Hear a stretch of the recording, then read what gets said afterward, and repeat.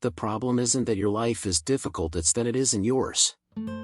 Have you ever stopped to think that maybe the problem is not life itself, but the way you're living?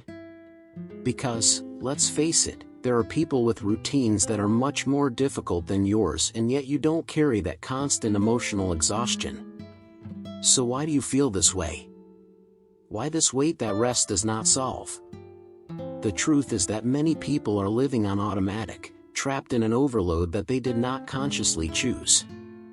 Following unseen scripts, making decisions based on external expectations, and then wondering why nothing seems to have meaning. And the worst, they still carry guilt for not being happy with a life that should be enough. In this video, you'll understand how a lack of alignment with your authenticity may be draining your energy, affecting your biological reward, and leading you to anhedonia and isolation. But you'll also discover how small moments of awareness, acceptance, and even all that forgotten wonder can initiate a quiet transformation. And powerful. There are days when, looking from the outside, everything is fine. You fulfill your responsibilities, answer messages, keep the routine running. But inside, something doesn't fit. A silent emotional exhaustion, difficult to explain, as if you were living in the right place, but in the wrong life. This discomfort is subtle, almost imperceptible at first. It's not a sharp pain, it's a constant discomfort. And precisely because it is not serious enough, you ignore it.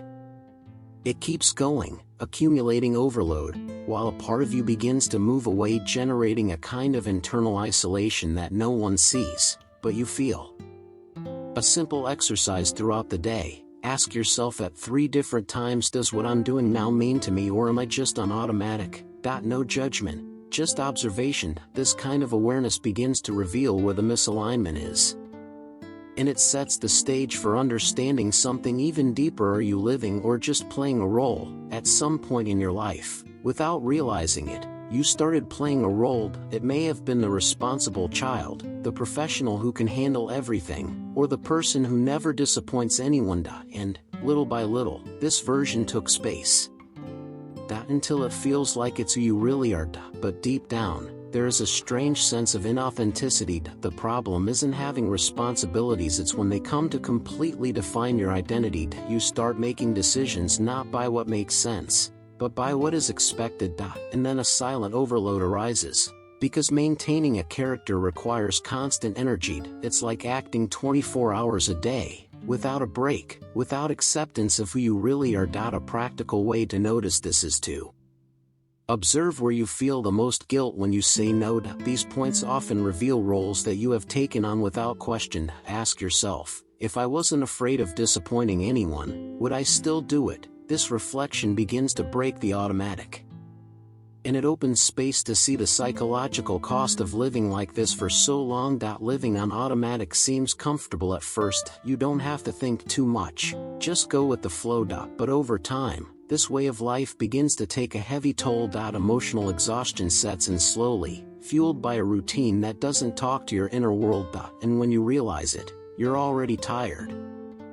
Without knowing exactly what. This constant overload wears down your mind silently. You do. But he doesn't. The biological reward begins to fail, and tasks that were previously neutral become heavy. Gradually, anhedonia emerges, that feeling that nothing really excites. And along with it, a kind of internal isolation, as if you were disconnected from life itself. An important step here is to stop the autopilot at specific times of the day. It can be during a meal, a bath, or a walk. Do everything with mindfulness, noticing simple details. This may seem small, but it helps to reactivate your awareness and regain a sense of meaning. And it is precisely this reconnection that prepares you to face something even deeper. Do you still know what you really want? There comes a point when you don't know what you want anymore, and that scares us, because it's not just indecision, it's disconnection. After so long living on automatic and meeting expectations, your own desires are stifled. Emotional exhaustion here gains another layer. It's not just tiredness, it's loss of direction. You even try to answer simple questions like, what do I like, or what would make me feel good right now? But a void comes. This is a direct reflection of anhedonia and accumulated overload. Their biological reward system is weakened, so even imagining something pleasurable seems difficult. And then comes the guilt for not having answers. As if you were broke. A practical way to start reversing this is to stop looking for great answers and focus on micro preferences. Instead of what is my purpose, ask, do I prefer this or that now? Coffee or tea? Silence or music? Stay or leave? It sounds simple, but it rebuilds internal connection little by little. And when that connection starts to come back, something interesting happens. Your body starts to react. When the mind ignores signals for too long, the body comes into play. And he doesn't speak subtly. There's constant tiredness, lack of energy, difficulty in starting simple tasks. Sometimes it appears as a headache, tension in the body, or that desire to do absolutely nothing. It's not laziness, it's emotional exhaustion manifesting itself physically. This is the point at which the overload ceases to be just psychological and becomes a bodily experience. Your system goes into energy-saving mode, reducing the biological reward and decreasing the drive to act. This is when anhedonia intensifies, and even things that were once pleasurable lose their luster. The body is basically saying, enough. A practical step here is to start listening for these signals without trying to cancel them out immediately. Instead of forcing more productivity, try pausing for a few minutes and asking, what does my body need right now? It can be rest, light movement, water, silence. This kind of acceptance reduces guilt and improves internal alignment. And when you start listening to the body, you realize something important: you are often trying to get away from what you feel. When you feel it starts to bother you, a lot of people rush to do it.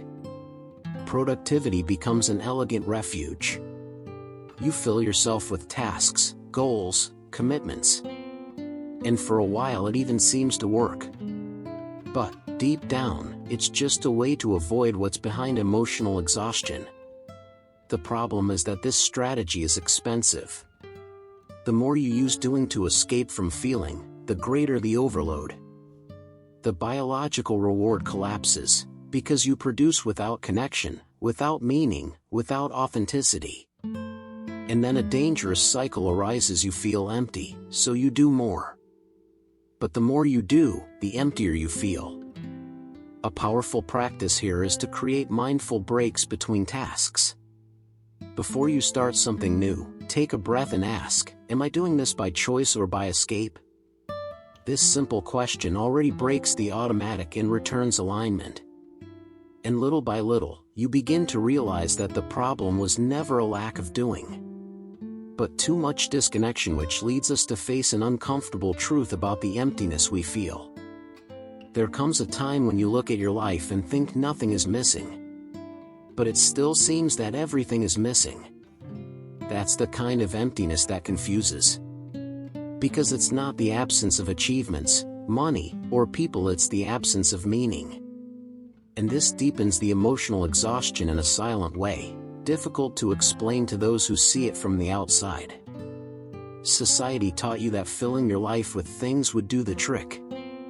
More goals, more results, more occupation. But without alignment with its authenticity, all of this becomes just more overload. The biological reward even appears for a moment, but it disappears quickly.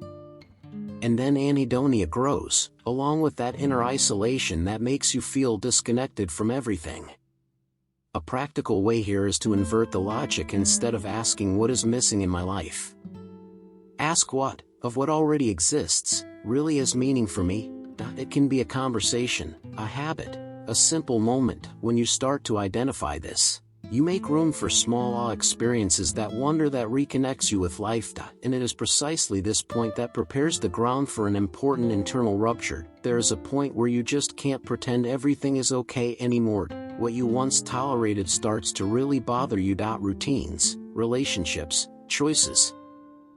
Everything seems to lose its meaning at once. And here comes the scary phrase: this no longer makes sense. It sounds like crisis, but it is often the beginning of an awakening. This rupture does not happen out of nowhere, it is the accumulation of emotional exhaustion, overload, and small disconnections ignored for too long. Your mind no longer accepts living without alignment, without authenticity, and even with fear, something inside you begins to ask for change. It's uncomfortable, but also deeply honest. Instead of trying to return to normal, try to respect this moment. Write down what exactly didn't make sense and why. And censor. This exercise helps turn confusion into clarity, and when you start to organize that, you realize that this rupture is not the end, it's the beginning of a truer reconstruction of who you are. After the breakup, there is a strange phase. You no longer identify with the old version, but he still doesn't know who he is now, and this can generate insecurity, but at the same time, there's something new emerging, the search for authenticity that was once stifled. It's like you're finding yourself again, or maybe discovering themselves for the first time. For a long time, their choices were shaped by external expectations. Now, without this script ready, the challenge arises to build a path based on its own meaning. This reduces emotional exhaustion little by little, because alignment begins to show. The biological reward comes back more naturally, not out of obligation, but out of internal coherence. Point 1. Practice here is to rescue old versions of you. Think about it. What did you like before you tried to fit in? What interests have you abandoned? Resume something small, without pressure. It can be a hobby, a style, an idea. This helps break down internal isolation and reactivate forgotten parts of you. And as this happens, a new challenge arises, dealing with the discomfort of change. Changing seems liberating in theory, but in practice, it can be too uncomfortable.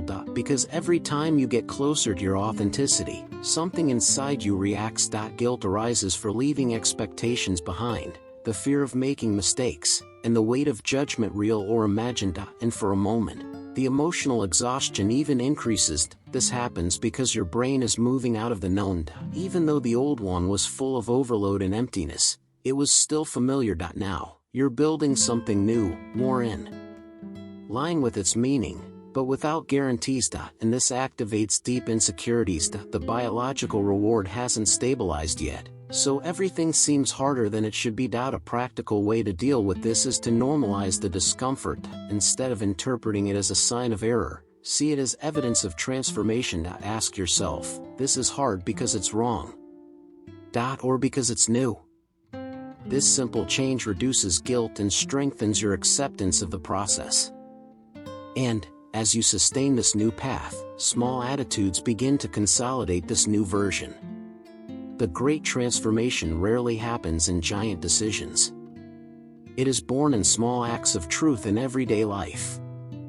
A sincere no, a choice you make with alignment, a moment you respect yourself even if no one sees it. These gestures seem simple, but they have a direct impact on your emotional exhaustion. Each time you act authentically, your biological reward responds. A subtle sense of coherence arises, of being on one's own path. This reduces the internal overhead because you stop wasting energy sustaining versions that aren't yours. Gradually, anhedonia begins to give way to small experiences of real satisfaction. A practical exercise is to choose an area of your life and apply a micro-adjustment today. It could be saying something you would normally hide, setting a boundary, or following a genuine will. It doesn't have to be perfect, it just needs to be true. These small movements break down internal isolation and build a new foundation, preparing you for something bigger, creating a life that doesn't exhaust you. There comes a time when you realize there's no point in trying to take it anymore. The real change happens when you start building a life with more alignment and less overhead. A life where authenticity is not the exception, but the basis. And, little by little, emotional exhaustion ceases to be constant and becomes just an occasional sign. This does not mean a perfect, trouble-free life. It means a life with meaning, where your choices make sense to you, where the biological reward reappears naturally, and where anhedonia loses space for small experiences of presence. The isolation decreases, because you start to reconnect with yourself, and that changes everything. Ask yourself, what, in my current life, can I adjust to make it lighter and more true? You don't have to change everything at once. Real transformation happens in layers, with acceptance and consistency. And when you start living like this, you realize that maybe the problem was never existing, but rather living disconnected from who you really are. If you've come this far, you may have realized something important. It's not life that's too heavy. It's the way you've been living it. The emotional exhaustion, the overwhelm, the anhedonia, the isolation, all of these can be less about not taking it anymore and more about it doesn't make sense anymore to go on like this. Now tell me, honestly, how many decisions in your routine today really reflect your authenticity? Where are you abandoning yourself to keep a role? And what would change if you started, little by little, to seek more alignment with what is meaning for you? Maybe you don't need a radical change, but smaller, truer choices. More acceptance, less guilt. More presence, more moments of awe. Because transformation doesn't happen when you become someone else, but when it finally stops running away from who you are. If this content got you thinking, subscribe to the channel and turn on notifications. Here, we go beyond the surface to help you build a life that not only works on the outside, but also makes sense on the inside.